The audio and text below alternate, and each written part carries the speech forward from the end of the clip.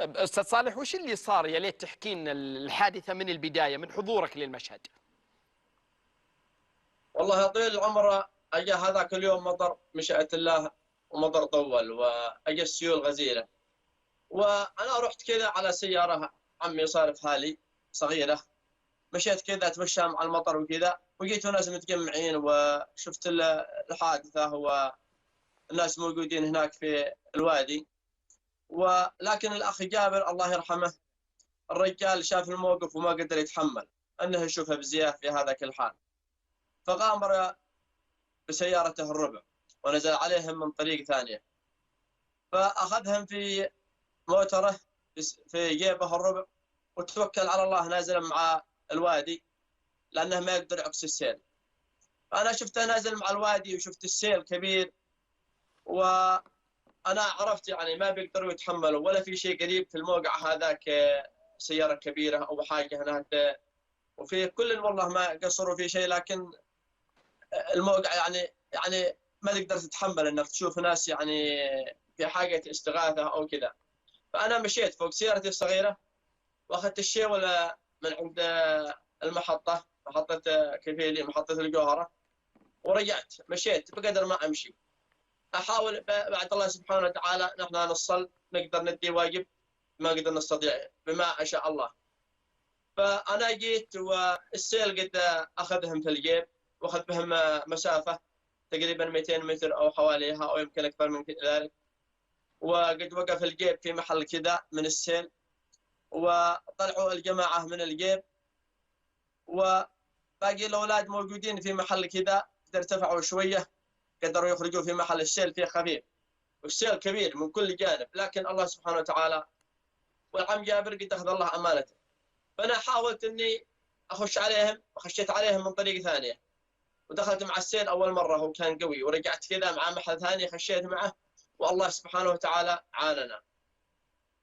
ودخلت ومشيت لما اني وصلت عند الشباب، وشليتهم عندي عند الغماره، ما رضوا يركبوا عندي بالغماره، ورجعت احاول الخروج ولكن كان السيل كبير. واخوهم عمهم جابر الله يرحمه ويسكنه الجنه قد اخذه السيل وراح.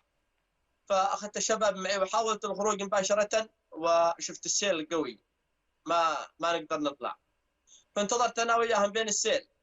والله وقت كبير، ما ادري ساعه ما ادري اكثر. في نفس الوقت انا ما رجعت يعني الساعه وكذا، وجلست في من يتصل علينا وكذا، واخر شيء ما رديت على الجوال. فاشوف معي ويني بحصل المحل الزين اقدر اطلع منه، شفت ما في مخرج الا مع الموقع اللي دخلت منه. فانتظرت للسيل انه يخف شوي، وكل ما خف السيل يزيد المطر، يرجع ويزيد سبحان الله. فالله سبحانه وتعالى كأن الوادي، كأن الله سبحانه وتعالى يعني سخر السيل يردم لنا موقع في الوادي كذا أقدر أمشي منه. شفت موقع كذا أني بقدر أمشي معه، ومشيت معه، وطلعت كذا فوق، وخرجنا من الموقع اللي دخلنا منه بعد الله سبحانه وتعالى. وهذا بتوفيق الله، والحمد لله الذي أشاء والذي قدر، والله يرحم عمنا جابر. احنا بغينا نحن نطلعه، ولكن إن الله أشاء، والحمد لله على كل حال. الحمد لله. موقفك موقف بطولي حقيقة، واحنا نشكرك ونحييك عليه. الفترة اللي جلستوها داخل السيل قبل ما تطلعون، من أول ما دخلت أنت كم كانت؟ والله من تقريبا 43 دقيقة 45 دقيقة يمكن حواليها، أو 3 ونص أو قريب الأربعة حولها. لكن في ذاك الوقت مع خلال الحادثة يعني مع طلعت في الجوال، وكل هممي بعد يعني إني أحاول وقدر ما استطيع بعد الله، والله سبحانه وتعالى الذي عان. في احنا جلسنا فترة والله. نعم، احنا شفنا في الفيديو انه الشابين كانوا واقفين في وقت السيل، انه كان في مكان قادرين انه يوقفون فيه ولا ينجرفون. لما دخلت انت كانوا الشباب باقي واقفين ولا بدأوا ينجرفون مع السيل؟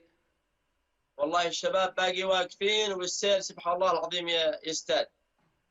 فأنا جيت واخذتهم معي فوق الشيول، واحاول شمال ويمين اشوف المحل، ما في مخرج الا مع الدخله. فاخذنا فتره من الوقت، والحمد لله الذي اعاننا. بعد سبحانه وتعالى نحن قدرنا وطلعناهم، فالحمد لله على كل حال، والله يرحم الأخ جابر ويسكنه الجنة. الحمد لله. السيل اللي جالسين نشوفه، هو كان سيل طبيعي موجود في وادي انتم متعودين عليه في الريث، ولا كان نتيجة الامطار في اماكن يعني ما هي اماكن اودية، يعني سيول ثانية بين المنازل او غيرها؟ يا أخي السيل يعني سيول تجي كل مرة كبيرة وكل شيء، ايه. لكن زي هذا السيل ما فيه. أنا لي هنا شغال مع كفيلي صاحب الحلال الله يطول في عمره، يعني من فوق تقريبا 10 سنوات.